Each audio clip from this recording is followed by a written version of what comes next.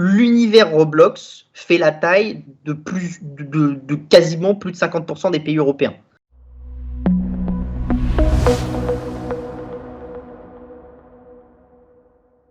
Bonjour Arthur.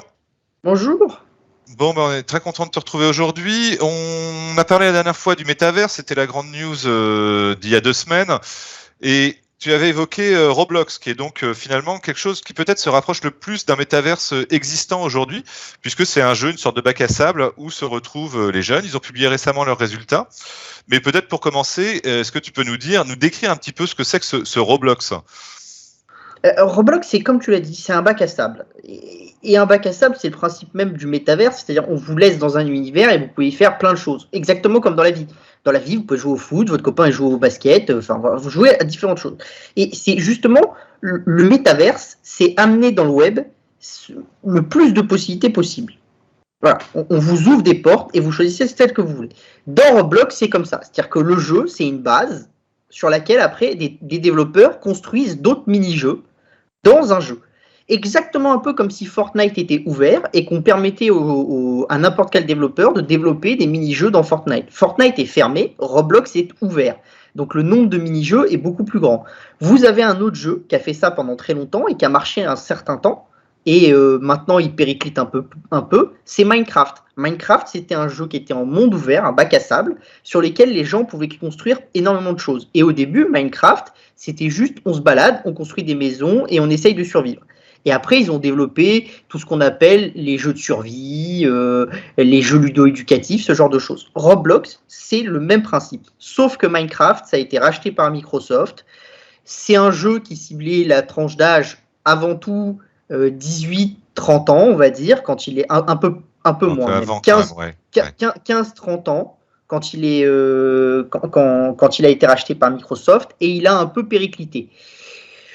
C'est un jeu qui avait aussi d'autres problématiques, c'est-à-dire que le développement était fait par une toute petite équipe, ce genre de choses, donc il a fallu que Microsoft mette en place des nouvelles normes, ce genre de choses, alors que Roblox a tout de suite été dans une ambition de créer un univers gros. Et en fait, Roblox, c'est la même chose que Minecraft, sauf que c'est différent graphiquement et qu'ils se sont ciblés d'abord sur une tranche d'âge qui est plus petite que celle de Minecraft. C'est-à-dire qu'ils sont ciblés sur le 9-15 ans, d'accord, et ils montent petit à petit. Et ça, c'est on est même presque surpris que Lego leur fasse pas un procès parce que les personnages ressemblent beaucoup. Mais il y a eu des partenariats. Il y a eu des partenariats Lego, machin.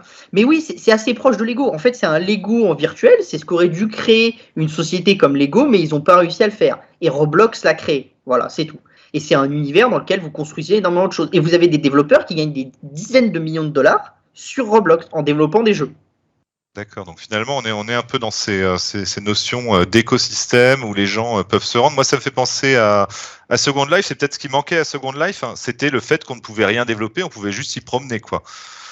Alors ça a sûrement évolué après. Alors en fait, Second Life, c'est un peu tout le problème d'une innovation, c'est-à-dire que Second Life, c'est un peu comme le web 3.0, ça serait Roblox, et le web 2.0, ça serait Second Life. Pourquoi ? Parce qu'en fait, dans Second Life, le jeu était entièrement développé par les équipes de Second Life. Et on pouvait faire des choses à l'intérieur, construire des maisons, construire des animations et tout, mais on n'avait pas possibilité de construire son propre mini-jeu dedans. On n'avait pas capacité de dire je vais faire un jeu ludo-éducatif dans Second Life. C'est compliqué. Or, Roblox, c'est vraiment un moyen de vous donner les clés pour développer très simplement un jeu vidéo. Et donc, votre imagination vous laisse développer ce que vous voulez. Et imaginons, vous êtes un géant du luxe comme Hermès. Vous voulez développer un mini-jeu à portée ludo-éducative qui va imprimer votre marque, vous pouvez le faire dans Roblox. Vous ne pouviez pas le faire dans Second Life. Dans Second Life, vous pouviez juste acheter une boutique et vendre vos produits. Finalement, c'est un petit peu la définition d'une plateforme.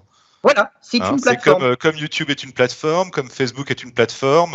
Enfin voilà, ils ont poussé la logique de plateforme dans l'univers du jeu vidéo pour enfants bac à sable, quoi. Voilà, c'est une plateforme mais poussée à l'extrême. Parce qu'en fait, YouTube, à part faire des vidéos, il vous donne des outils pour faire des vidéos. Chez Roblox, il vous donne des outils pour construire un monde virtuel. Voilà. D'accord. Donc la pelle et la pioche n'ont pas la même importance, si vous voulez. C'est-à-dire que créer un monde virtuel, c'est largement plus compliqué que de se filmer en train de faire des sketchs ou ce genre de trucs. Ouais, donc forcément, la puissance est différente. Bien sûr, bien sûr. Et donc qu'est-ce qui fait que c'est également, enfin, on sent bien que les enfants n'y vont pas vraiment. Enfin, c'est pas un jeu vidéo, c'est quelque chose de plus. On est plutôt presque dans une dimension de réseau social sur Roblox. C'est l'impression que ça Oui, donne. parce qu'en fait, cette vision bac à sable fait qu'en fait, quand vous développez un univers comme ça, qu'est-ce qui se passe? Il se passe que les gens, ils ne vont pas que jouer aux jeux vidéo. C'est ce que j'explique depuis longtemps quand vous allez sur World of Warcraft, qui est donc le MMO numéro 1 depuis 20 ans, d'accord? Les équipes Celui de ma génération. de Vivendi, d'Activision, ils ont développé le jeu pour faire quoi? Pour qu'on aille dessus et on se tape.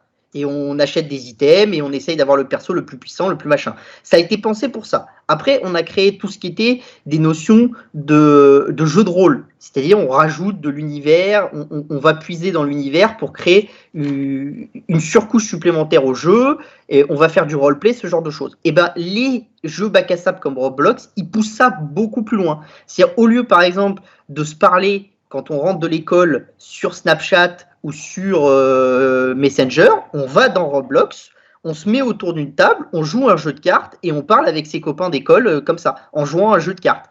Et donc, on est projeté dans quelque chose de beaucoup plus important et de beaucoup plus fort que juste Fortnite où vous allez faire une partie pour vous taper dessus. D'ailleurs, une des premières extensions de Fortnite, c'était de permettre aux gens justement de profiter de la map sans forcément aller dans un combat, mais juste de pouvoir bâtir des choses sur la map. Pourquoi ça? Parce que les gens qui jouaient à Fortnite, ils aimaient aussi profiter de l'univers. Et là où Fortnite a moins bien réussi que Roblox, c'est qu'ils n'ont pas réussi à ouvrir cet univers et à donner du matériel aux gens pour créer des choses dessus, là où Roblox a très bien réussi. Et si on veut prendre l'autre exemple, qui est du coup Minecraft. Minecraft avait assez bien réussi à donner du matériel aux gens et tout, mais ils n'ont pas réussi à les maintenir sur la plateforme et ils n'ont pas réussi à faire ce scale qui fait que tout le monde utilise la même plateforme. Voilà, tout le monde utilisait des serveurs Minecraft qui étaient, chacun faisait son serveur Minecraft et tout, donc c'était un peu trop diffus en fait. Or, dans Roblox, vous avez l'ouverture de la plateforme avec toujours la centralité et la gestion d'une grande entreprise. Et c'est cette capacité à être sur les deux pieds qui permet à Roblox d'aller plus loin. Là où Fortnite, ils avaient bien le pied de l'ouverture, mais ils n'avaient pas le pied de la centralité. Donc en fait, chacun allait sur les serveurs de X, Y, Z. Et du coup, vous n'aviez pas de globalité. D'accord. Et donc, du coup, aujourd'hui, il y a combien de personnes qui utilisent quotidiennement ou mensuellement Roblox? Alors, je sais qu'ils ont présenté leurs résultats il y a peu. Oui, alors déjà, ils ont fait des résultats qui sont exceptionnels. Si on veut quand même, pour comprendre un peu la puissance d'une plateforme comme ça, Q1 2019, ça faisait 110 millions de dollars de chiffre d'affaires, d'accord. Q3 2021, ça fait 509 millions de chiffre d'affaires. Donc vous vous dites que en moins de 3 ans, en 2 voilà, ans. En 2 ans et demi, vous êtes sur un x5. D'accord. Et c'est quelque chose de. Vous avez, c'est-à-dire que ça ne s'est pas fait juste en une fois, c'est tous les trimestres, vous avez une forte croissance parce que vous avez une capacité de capter la valeur des utilisateurs et de capter le fait que les utilisateurs ils sont contents d'aller sur le jeu, quoi. Voilà. D'accord. C'est un paiement unitaire ou c'est un abonnement pour jouer à Roblox? Non, en fait. Ou c'est des paiements dans le jeu ou Non, Roblox, c'est comme Fortnite, vous allez payer dans le jeu, donc en fait, vous achetez des Robux qui sont une monnaie, pour 25 $, vous en avez 2500, donc voilà, ça vous donne la parité. Et après, vous utilisez cette monnaie dans le jeu, mais vous n'êtes pas obligé de payer au mois. Et ça, en fait, c'est l'avantage de ces plateformes-là, en étant gratuites. Elles font en sorte d'attirer le plus de monde possible. Et donc, si vous regardez en Daily Active User, vous êtes sur la même chose. C'est-à-dire que Q1 2019, on était à 15,8 millions, d'accord? Et Q3 2021, vous êtes à 47,3. Alors, pour prendre un ordre de grandeur, 47,3 de Daily Active User. On parle de millions, là. On parle de millions. C'est plus important que la plupart des pays européens. Ouais, d'accord. Ça veut dire que l'univers Roblox fait la taille de quasiment plus de 50% des pays européens. Pas mis ensemble, mais. Oui, parce que là, on parle d'utilisateurs quotidiens, quoi, effectivement. Donc, d'un jour à l'autre, ça peut ne pas être les mêmes. Ok, d'accord. Ah, donc en fait, finalement, voilà. Donc la recette, c'est donc monde ouvert dans lequel on peut développer, accès gratuit, hein, et finalement on dispose de Robux dans le jeu qui nous permettent de faire des choses, quoi, de participer à des jeux, d'acheter des produits. Récemment, il y a eu la vente d'un sac Hermès qui s'est vendu plus cher sur Roblox que en magasin. Donc c'est vous dire la puissance de l'univers. Alors après, il y a sûrement des abus, il y a sûrement des spéculations. Ça, c'est le principe du jeu vidéo. Quand vous êtes dans un jeu vidéo, il y a toujours des gens qui spéculent. Mais voilà. Et ce qui fait avec eux dans le jeu vidéo, ce serait super. Voilà. Et en fait, ce qui fait la puissance de Roblox, c'est quoi? C'est le fait que vraiment, ils ont ciblé les jeunes, d'accord? D'ailleurs, ils investissent massivement en sécurité, parce que Trust and Safety, c'est une des plus grandes dépenses de l'entreprise. Donc, vous êtes complètement sur une autre vision de celle de Facebook. C'est-à-dire que comme leur seule valeur, c'est leur plateforme, eux, ils partent du principe qu'il faut absolument qu'ils la sécurisent le plus possible parce qu'ils ont des très jeunes, parce que sinon, l'entreprise n'a plus aucune valeur. Alors que chez Facebook, ils ont ouvert la plateforme et après, ils ont essayé de la sécuriser. Donc, ils sont arrivés en retard. Mais si vous voulez, voilà, la plus grande dépense de l'entreprise, plus que la recherche et développement ou ce genre de choses, c'est Trust and Safety. Voilà. Et l'autre vision de la société, c'est qu'en allant voir les jeunes, quand vous allez voir des très jeunes, 9 ans, 10 ans, 15 ans, ce genre de choses, qu'est-ce qui se passe? Il se passe qu'en fait, quand vous en avez 20-30% d'une classe qui utilise votre produit, les autres vont forcément l'utiliser. Pourquoi? Parce que vous avez ce qu'on appelle l'effet de groupe. Et plus vous êtes jeune, plus l'effet de groupe il est puissant. Et ça, c'est quelque chose d'important. Pourquoi est-ce que la pub veut cibler les jeunes? Pourquoi est-ce que ceci? Parce que en fait, les jeunes de 15 ans, c'est pas ceux qui vont acheter des sacs Hermès. On a rarement vu au collège des gamines sortir avec des sacs Hermès. Enfin, à part quand je me balade, dans les beaux quartiers de Paris, mais c'est assez faible, quoi. Ça représente pas grand-chose. Et c'est pas eux qui consomment vraiment. Par contre, c'est eux qui, dans le futur, vont consommer. Et c'est là que vous essayez d'imprimer quelque chose le plus tôt possible pour que quand ces gens-là, ils arrivent à l'âge adulte, ils aient déjà des prédispositions en se disant Hermès, c'est ce que tu as quand tu réussis. La montre, c'est ce que tu as quand tu réussis. La voiture Porsche, c'est ce que tu as quand tu réussis. Ce genre de choses. Et donc, conditionnement classique qui était déjà dans le monde de la presse. Hein, je veux dire, pourquoi est-ce que il y a des pubs pour de la joaillerie et des vêtements dans tous les hebdos c'est juste pour dire que quand on a réussi, on a ça, quoi. Enfin... Ah oui, oui. Et puis on avait déjà de la pub pour ces marques-là quand on lisait Picsou Magazine ou Disney Magazine il y a 15 ans. On avait déjà des pubs pour des sociétés qui étaient totalement... Vous n'aviez pas que des pubs pour des jouets. Ouais, vous aviez déjà... Parce que justement, on imprime quelque chose. Et donc, cette vision qu'ils ont eue d'aller dans les écoles et d'aller imprimer avec les enfants, ils ont commencé aux États-Unis. Aux États-Unis, quand vous allez dans les premières sections, d'accord. Donc, si vous allez, c'est l'équivalent du primaire chez nous, c'est-à-dire CM1, CM2, 6e, 5e. Les analyses disent que vous avez à peu près 60 à 70% du corps qui joue à Roblox au minimum une fois par mois.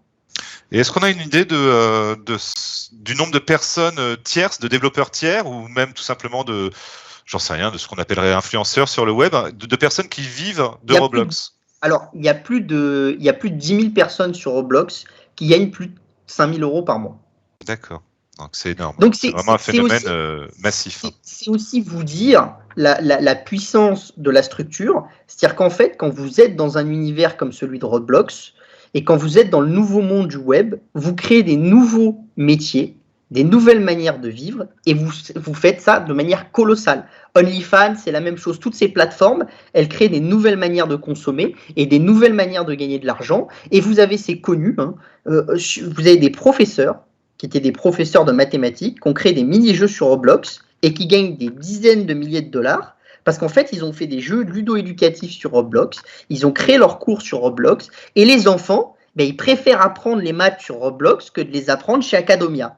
C'est peut-être con, mais c'est comme ça. L'enfant apprend mieux sur Roblox que sur Academia parce qu'il est plus volontaire. Et quand la personne en face de vous, elle est volontaire, vous créez plus de valeur. C'est ça. Le désir, c'est quand même la source pour l'apprentissage.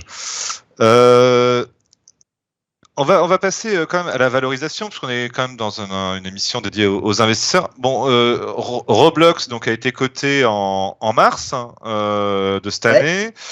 Et aujourd'hui, l'action cote un peu moins de $110, ce qui nous emmène à une market cap de 62,27 milliards. Qu'est-ce qu'on peut en penser? C'est énormissime. C'est énormissime, c'est excessivement cher. Ça n'a pas de... Si vous voulez, si vous arrêtez aux chiffres actuels, ça n'a aucun sens. Le problème à l'heure actuelle, c'est que la plupart des gens s'arrêtent aux chiffres et disent ça n'a aucun sens, donc ça ne devrait pas exister.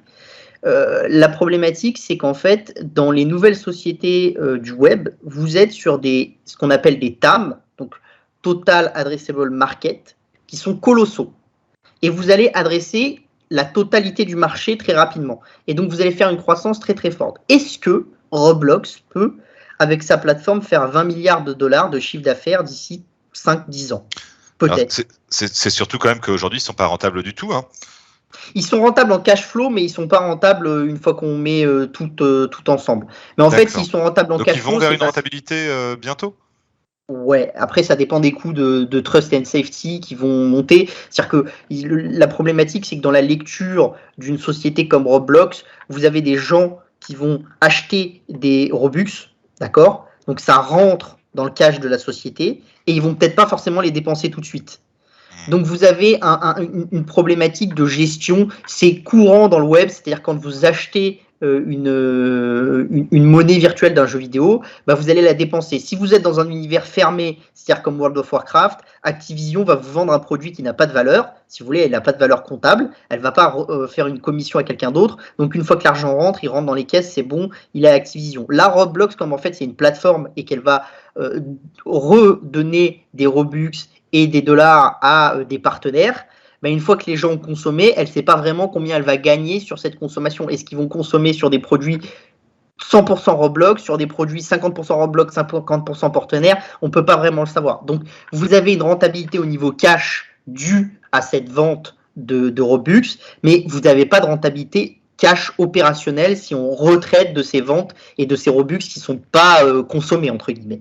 Donc la société, elle construit. Ça vous montre aussi la complexité d'une plateforme comme Roblox. Et c'est pour ça que c'est très complexe pour un investisseur d'appréhender ce genre de valeurs. Mais vous êtes obligé de les comprendre parce que plus on va dans ce monde-là, plus on est face à ces valeurs-là. Uber, c'était la même chose. Toutes ces valeurs, c'est exactement la même chose. Pour moi, il y a quand même une différence fondamentale entre Roblox ou un Netflix ou un Uber. C'est que les jeux vidéo vieillissent et un jeu vidéo qui a 5 ans, et s'il a 10 ans, c'est encore pire, on a tendance à ne plus y jouer. Donc il y a quand même une différence fondamentale, parce que Netflix, par exemple, lui, tant qu'il gagne des utilisateurs, alors certes, ils peuvent repartir, mais ils continuent, les gens regardent de la vidéo, ils regardent des contenus vidéo. Ça, on est d'accord. On est d'accord. Tandis que Roblox, potentiellement, dans 5 ans... Le risque de Roblox, c'est d'être disrupté par le métaverse de Facebook, par quelqu'un d'autre. Oui. C'est d'avoir un jeu qui finit par être dépassé. C'est pas ce qu'on voit à l'heure actuelle. Parce que ce qu'on voit à l'heure actuelle, c'est que, par exemple, on va prendre les données, Rest of the World, c'était 15 millions d'utilisateurs Q1 2019. D'accord ? Maintenant, Q3 2021, c'est 47,3 millions d'utilisateurs. D'accord ? Donc, c'est quand même considérable et c'est des métriques que vous avez aux États-Unis et US et Canada. Vous avez 12,2 millions d'utilisateurs. Quand vous faites la comparaison par rapport à la tranche d'âge des 10-20 ans, vous êtes sur 20%, 25% d'une tranche d'âge qui joue. Et vous êtes sur un truc qui est en croissance très forte. C'est-à-dire que tous les trimestres, vous avez de la croissance. Donc après, est-ce qu'ils vont être capables d'être comme Facebook, d'installer quelque chose, et même quand ça va péricliter, on continue à aller sur Facebook, parce qu'on a beau critiquer Facebook, c'est 2 milliards d'utilisateurs, Facebook, le site. Tiens, tout le monde vous dit Facebook c'est fini et tout, 2 milliards de personnes vont sur Facebook, 30% de la population mondiale. Pour un truc qui est fini, je pense qu'en France, on aimerait bien avoir des boîtes qui ont 2 milliards d'utilisateurs et c'est fini, vous voyez. C'était un peu... Donc voilà. Donc la question, c'est est-ce qu'ils vont réussir à poser leur jeu pour devenir le Facebook de l'univers des enfants et des préadolescents et des adolescents, ou est-ce qu'ils vont pas réussir? Ça, vous pouvez pas vraiment le savoir. C'est quelque chose qu'on va savoir au fur et à mesure avec les métriques. Le problème, c'est que vous pouvez pas demander à des sociétés qui ont des potentiels de devenir des Facebook, des machins comme ça, de se valoriser comme des Ubisoft. C'est pas possible. Vous n'êtes pas sur les mêmes business, vous n'êtes pas sur la même chose. La question est aussi différente. Netflix, vous avez besoin d'avoir un pool d'utilisateurs important tout le temps pour être rentable, pour payer le contenu. Si demain, il y a, mettons, 500 millions d'utilisateurs sur Roblox, je peux vous assurer que même avec des coûts de trust and safety hyper hauts, c'est une boîte qui fera une rentabilité et un cash flow monstrueux. Mais monstrueux. Plusieurs milliards de cash flow par trimestre. Et donc, vous voyez bien, vous êtes à 60 milliards de capi, mais s'ils y arrivent et qu'ils font plusieurs milliards de cash flow par trimestre, vos 60 milliards de capi, ça représente pas grand-chose. Merci Arthur pour cet éclairage. Et si vous voulez en savoir plus sur comment investir dans sur la vision d'Arthur dans le domaine du jeu vidéo et pourquoi cette industrie est amenée encore à grossir et qui en sont les potentiels gagnants, je vous invite à télécharger tout simplement le white paper que nous vous proposons en vous abonnant à Opportunité Techno. À bientôt. Bye bye.